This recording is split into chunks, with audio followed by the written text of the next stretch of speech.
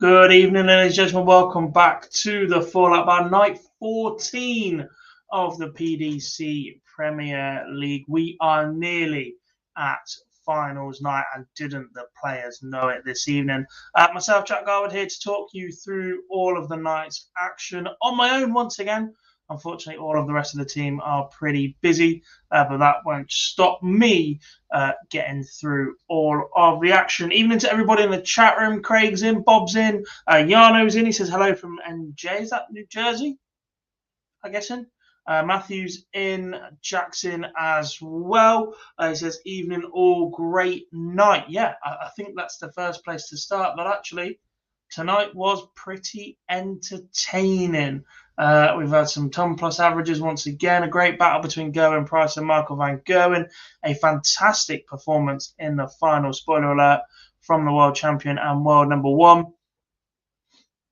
And for what feels like the first time in forever, I've been bleating on about how Johnny Clayton was favourite to make the final tonight from his half of the draw, and it actually came true. I have got one right. Hallelujah. It's only taken 14 weeks and a trip to the AO Arena in Manchester. Even impressive, yeah, Bob, 2-9 darts. I got caught up in that. They were both in the final, including the 9th dart. How close was that one? I'm just going to get straight into the action. As ever, if you guys got any questions in the chat room, do let me know.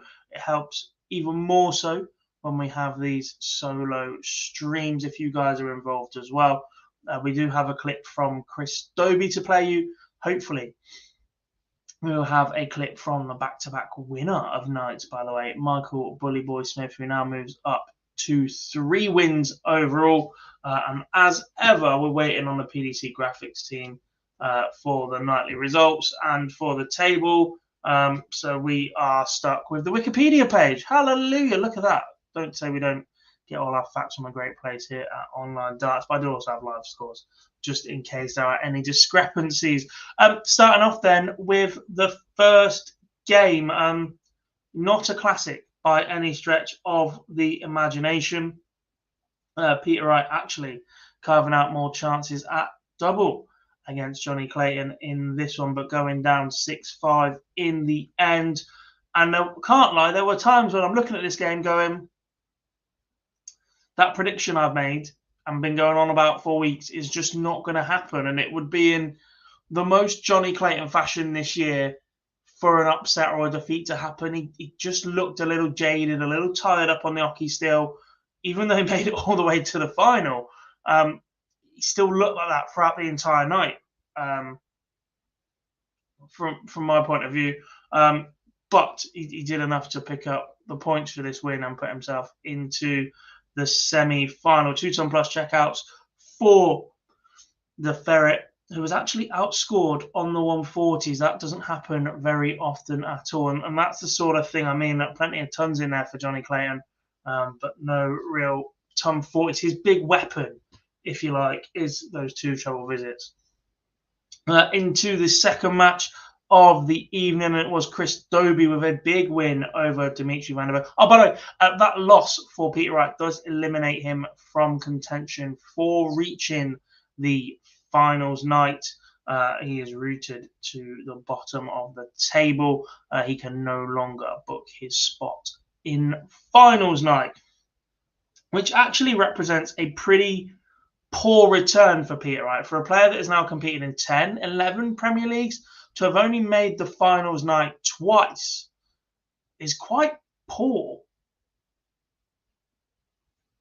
from anybody's point of view. From when you're a 2-time world champion and won as much as Peter Wright has. No, Yana, we don't have games. We've never had the rights to games. You can only get them from PDC directly or from Sky. If you're looking for the Moda Super Series, that's on the Moda Super Series channel, not on the Online Darts YouTube channel. James says, right out, we could have said that 3 months ago. Yeah, pretty much. It's just not been a happy hunting ground for Peter Wright in this Premier League campaign, in this format, or in previous formats, if you like, which again is quite staggering. But for a man who does chop and change and tinker so much. Are we surprised that in a tournament that reflects consistency, Peter Wright has not produced? He is more than capable, and we've seen it numerous times, of Peter Wright going on ridiculous runs in a short space of time. His match play win was one of the most dominant we have ever seen. But him trying to do it over 16 weeks is just not conducive to the way that Peter Wright thinks and approaches the game of darts. And I think he's not getting any younger. He's clearly still got other concerns. Joe's had health issues throughout the last couple of years. Maybe the Premier League isn't the place for Peter Wright, and maybe he may want to preserve his status that little bit longer, focus on some of the other events, and we might not see him again. You never know, because world ranking might keep him there for now, but at some point, if that starts to drop, is he still the draw that perhaps he once was if he's going to keep producing performances like this in the Premier League? I think not right now. Anyway, on to match number 2. Evening, Tommy. Yes, I'm on my own again. All the boys are busy. 2 weeks to go to the O2, indeed. 2 weeks for Chris Dobey to produce what would probably be a bit of a miracle. The winner on opening night has arguably been one of the top performers in the Premier League in terms of averages and level of game. But the performances he keeps running into are just something else. A 6-2 victory in this one over Dimitri Van den Bergh, who cannot be far away from being mathematically confirmed as eliminated alongside Peter Wright. It's not been the best campaign for Dimitri, who started pretty brightly. Let's not forget that. Change of pace, change of character a little bit, tried to be that little bit more watchable. I think that a lot of people were craving.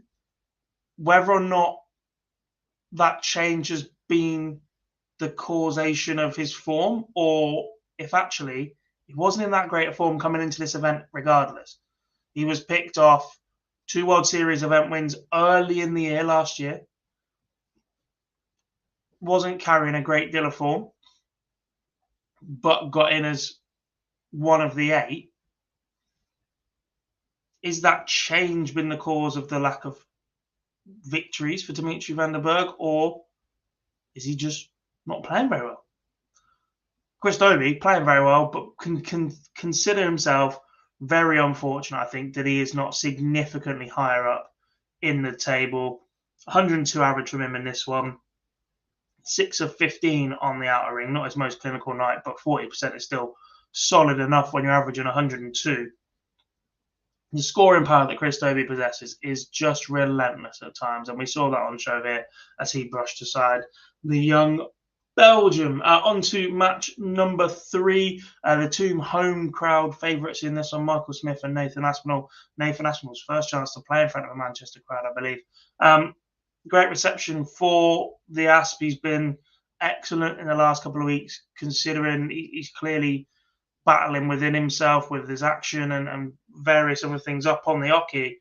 But he just didn't get close to landing a glove on a below par Smith in this first game. And he had 93 average from Michael Smith, again 40% on the out ring for him, a 136. Check out the standout for him, Nathan Aspinall.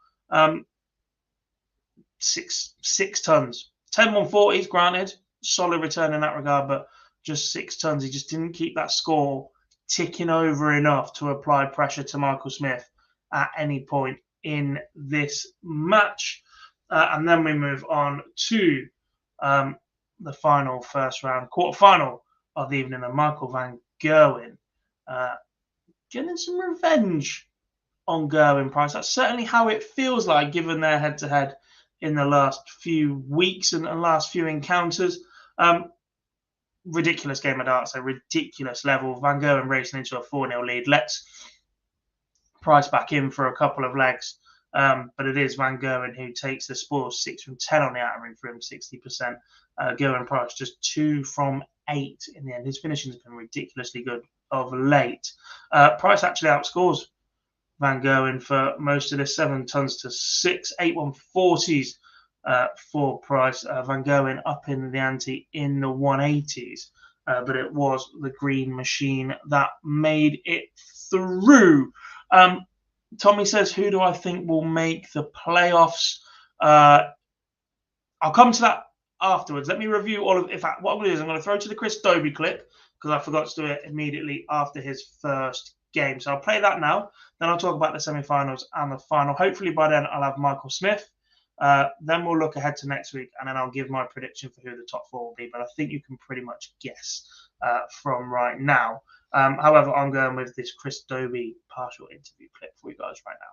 Yeah, well, that's part of the game. Obviously, you expect you're playing the best players in the world week in, week out. You expect to be pushing them or giving them a game, and I'm doing that week in, week out. I'm looming 105, 106 averages. You know, it is depressing at times, but my game's there. I'm showing that I'm pushing the best and I'm living with the best. I'm just not getting the results. And like I say, this year here, this Premier League is all about experiences and learning and from that. And I'll take this in, and it'll make us stronger, hungrier to be back here. And I believe I will be back one day. The Premier League can be a lonely place if you did it. Have you spoken to other players that have been in the same situation, that they haven't won games and things like that across the 14 nights? Obviously, I know. Obviously, Dozer won it, but then he had that bad run. Obviously, everybody goes through it, and you've got to believe in your own ability. You've got to believe that you're capable of getting yourself out of them dark times and big holes. You know, obviously Webby had it the year he was there, but like I say, I believe that I'm still in this, and obviously big game next week against Peter. Yeah, I've enjoyed my time here, and obviously I'm not over yet. It's not over. Not over yet for Chris Dobey. Still speaking pretty well and pretty positively throughout this campaign, and I think he's assessing it bang on. I don't think there's a great deal more he could have done. Perhaps a bit of a step up to the level that we expected from Chris Dobey. Came in as that Masters champion with that precedent set by the PDC after previous inclusions of Johnny Clayton the first time round and Joe Cullen.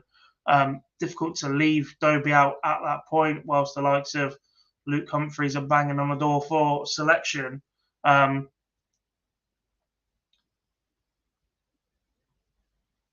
But a solid and steady enough campaign for Chris Dobey so far without getting the just rewards, if you like.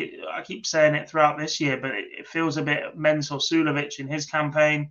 Kim Huybrechts and Jelle Klaassen have also both played incredibly well in Premier League without getting results, and that's the difference between the top 5 or 6 in the world and everybody else, is that they can produce week in, week out, and in those key moments they've just got it. And that's something that Dobey and anyone else that comes into this is going to have to learn or figure out as a player. On to the semi-finals, and it was Johnny Clayton who gets the best of Chris Dobey. Standout moments in this one, the 170 checkout from Chris Dobey, 3-0 down, and he pings the big fish. Probably bemoaning a little bit that he hadn't taken a couple more chances earlier on, but Johnny Clayton's finishing early doors in this match was very, very good, as it has been pretty much all campaign. When Johnny Clayton has won matches this year, it's because he's finished well.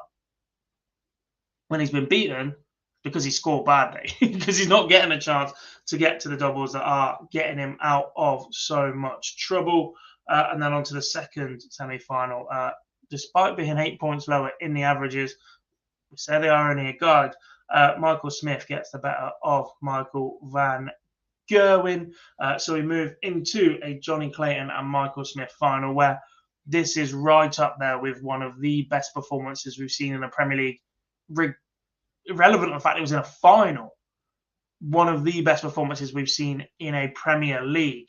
Michael Smith banging in 110 average to defeat Johnny Clayton 6-3, including missing the double for a 9-dart and then going back-to-back 180s to open the next leg. Those legs ended up back-to-back 12-dart legs for the world number 1 and world champion. A supreme performance from Michael Smith, who picks up back-to-back weekly wins with this one over the Ferret. Ferret did fight back a little bit, the 1-2-1 checkout, getting himself back into the game, but you just felt like he was constantly under pressure from the Michael Smith scoring. And there was a grin, I think, when Smith went back-to-back for the second time in 2 legs. It was almost an acknowledgement from Johnny Clayton as if to say, yeah, what am I supposed to do? You just have to sit back and take it at that point, because that was just solid. It's unplayable from Michael Smith at that point. Just seeing if we're getting a Michael Smith clip from the man on the floor, Mr. Phil Bars.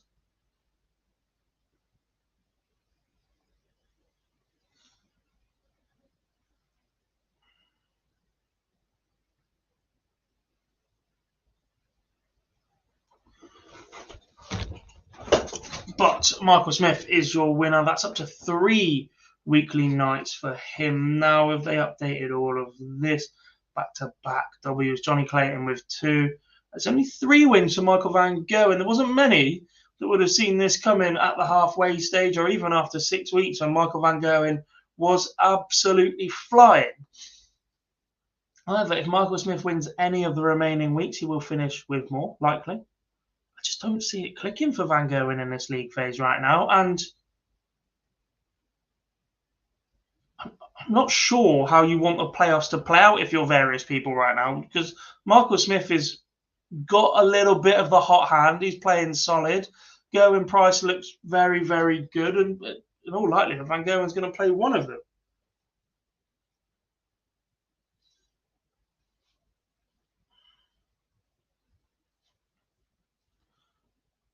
Yeah, Bob, 3 night wins this year, had to wait until week 16 last year, which brings me on to another point. All of those of you that were predicting that all 8 players would win a night are reliant on Dimitri Van den Bergh and Peter Wright winning week 15 and 16. Anyone still want to take that bet?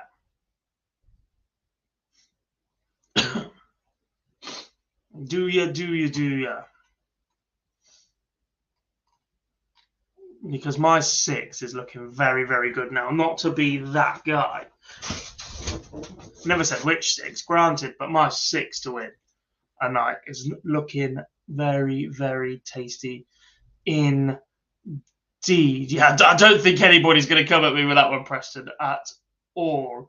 Can't hook anybody on that one. Right, let's look ahead then to next week as we head to the Utilita Arena in Sheffield. Clip's going to be about 5 minutes, so if I can still talk for that long, we will get a short burst of Michael Smith's post-match press conference after he picked up the win tonight. A reminder that all the interviews that we ever produce are available in full on our YouTube channel, obviously where you're watching this show right now. Head over there once this show is finished, and you can catch up with that full Chris Dobey interview and Michael Smith with his post-match reaction and all of our Premier League interviews from all 14 weeks so far.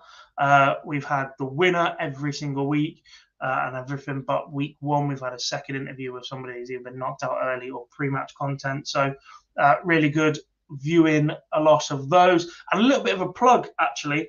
Phil sat down with Matt Edgar early in the week. Really, really insightful piece with Matt. Speaks incredibly well about his own battles, about where he sees the sport going. As someone that's not been in that top 16 and where everything is nice and rosy, and if you want to speak out, you do a little, but then the PDC are like, well, actually, we still need you for this. So you might get sweet talked into going to a World Series here and there just to smooth things over if you're not happy with something. Where Edgar hasn't quite reached the heights, but has been to Q School, and he's played on the Challenge Tour, and he's played Pro Tour, and he's chased that World Championship and everything. I think he gives a completely different insight to what we're used to from the top 16 players, your Gary Andersons, your Michael Van Gerwens, etc., in that he's just brutal honesty. A really good piece on his injury as well. So, yeah, definitely worth a watch after this one. And if you want more darts, of course, the Motor Super Series Champions Week of Series 3 is underway. Group B action is on this evening. Luke Littler, 16-year-old, winning Group A early in the week, so he's already booked his chance in finals night on Saturday for the chance to win £20,000. Plenty more action with that one on the Motor Super Series YouTube channel or on Sporty Stuff TV. Back to next week, though, and we do head to Sheffield, like I said, and we start with Gerwyn Price against Nathan Aspinall. Aspinall under a lot of pressure now, given that the finalists this evening were the two players that he really didn't want it to be, Michael Smith and Johnny Clayton. Both gaining ground on the Asp and putting a little bit of distance between them. Asp is now chasing effectively. And this will not be the game you want. First up, knowing that you need to go in there and get a result against Gerwyn Price, who is still playing ridiculous level darts. And I'm not sure Nathan Aspinall gets the result he needs. I think Gerwyn Price wins this one 6-3. I just think he's got way too much in the arsenal. Even at 4-0 down to Van Gerwen earlier, he still produced a level that was solid and threatened a mini comeback. Okay, it didn't quite materialise, but if Price will want to win the league phase, there aren't many that have done that. And knowing that that's on the line, knowing that, with all due respect, he's in a half of the draw with Dobey, Wright and Nathan Aspinall, which is similar to where Johnny Clayton found himself this evening, that will be a big target of Gerwyn Price to get to the final next week and put as much distance between him and Van Gerwen as he can heading into that final night. So it's job done. You turn up, you go through the motions, and then you go to the finals night as number one. And I think that's what happened. Gerwyn Price will beat Nathan Aspinall 6-3 for me. Matthew says Price will win 6-3. Bob says Price 6-4. Match number 2 is Chris Dobey against Peter Wright, the already eliminated Peter Wright. But beware the man that is playing for pride. Peter Wright can still play the spoiler here.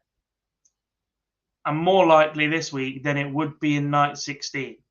Because from 8th playing first, you have absolutely very little impact on the table.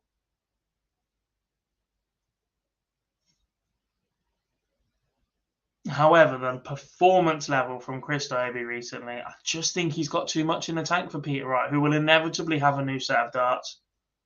He changed again this evening. They look similar grip-wise. It was just a different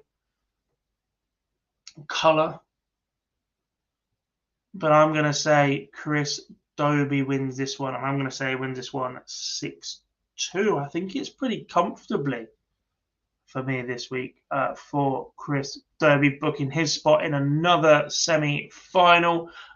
In the chat room, Preston says 6-4 for me as well. That was for the Gerwyn Price game. Tommy says Price 6-3. He then says Wright wins 6-5. Matthew's got Dobey 6-4. Preston has got Wright for the 6-5 win. Bob's got 6-4 Dobey. You said table topper should win a prize. They get extra prize money depending on where they finish in the table, don't they? Or have I made that up? Where's that gone? Yeah. Nope. No, we don't. It's just weekly bonuses. It's minimum 85 grand for a semi-final. There used to be a bonus before they changed to this format, didn't they?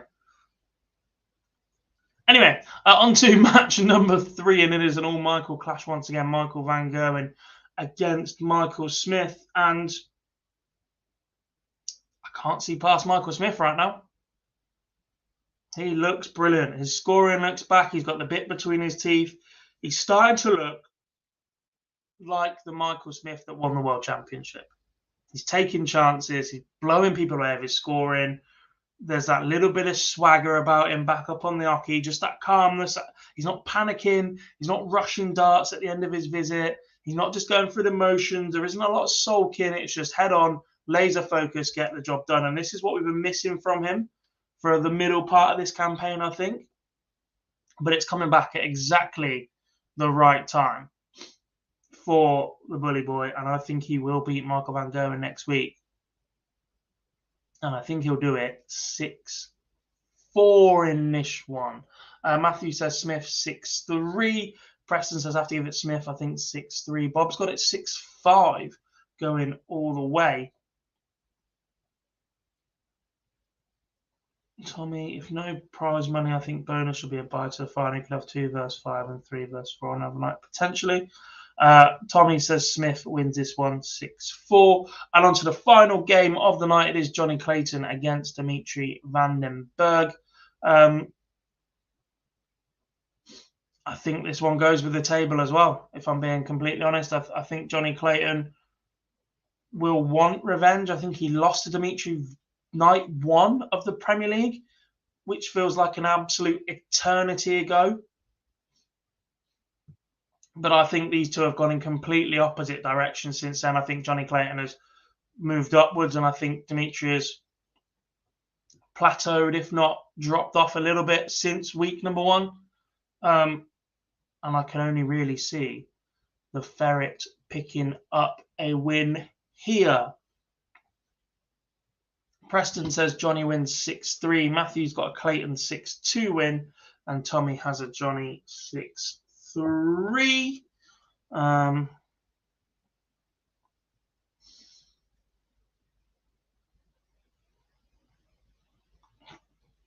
I can see Phil in the background, which means we should be getting the Michael Smith interview clip to round us out this evening. I'm going to go back to that question from earlier, which was who do I think will finish in the top 4?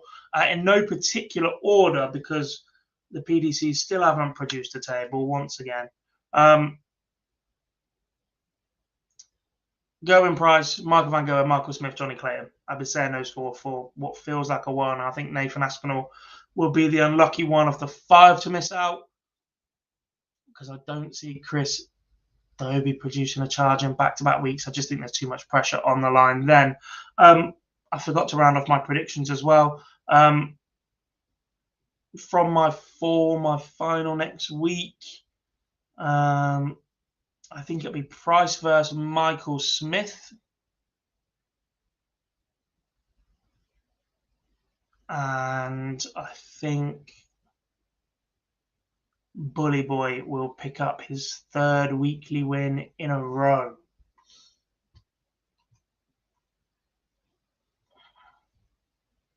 Speaking of, let's hear from the world champion. Yeah, I think I proved it before. If I'm in that mood, no one can touch me. And I proved that before. I can literally go 180, 180, 180, 180 every single time. And as long as I'm not in 9s, I'm leaving double after 9 every single time. And yeah, I just wish it'd come more often. But that's darts. You can't. It doesn't happen all the time. Because if it did happen all the time, I'd win every single event. And Michael would, Gez would, happen all the time, but it just doesn't. It only happens when the game beat. You have the perfect excuse. It's like you're being in Rotterdam, you know there's going to be wind. It might have happened, but when you're in the zone, you don't see it. And I played bad against Michael. I didn't play what I can do, but I'd never seen it once. But if it did happen, it was only happening when he was throwing, not when I was throwing. Have it from Michael Smith. I believe he's talking about some noises then. Is this updated? No, it's not. Because Johnny Clayton should definitely be above Aspinall right now. That's about it then from me this evening. We don't have an updated table as yet, but keep an eye out on PDC socials. They're still going through the moments of the night right now. So we'll be back on Monday for the live lounge. Although now I've just said that, it may well be the King's coronation, so we might not. We'll get back to you on when our next show will be. we will have a discussion amongst ourselves for next week. Euro Tour action this weekend, Challenge Tour action this weekend, Motor Super Series Champions Week action this weekend as well. So plenty of darts to keep yourselves up to date with. A few weeks away from the World Seniors Masters at Yeovil. If you live locally or fancy a trip down to Somerset for some seniors darts, make sure you check out their social media for ways to buy your tickets to that one as well. Big thank you to everybody that's joined me in the chat room this evening. Once again, you guys have all been superb. Apologies that this has been a one-man show once again. We will try to do our best to make sure we are at least two of us strong for night 15, night 16, and of course finals night from the O2 in a few weeks' time. Big thanks for watching. I will speak to you all very, very soon.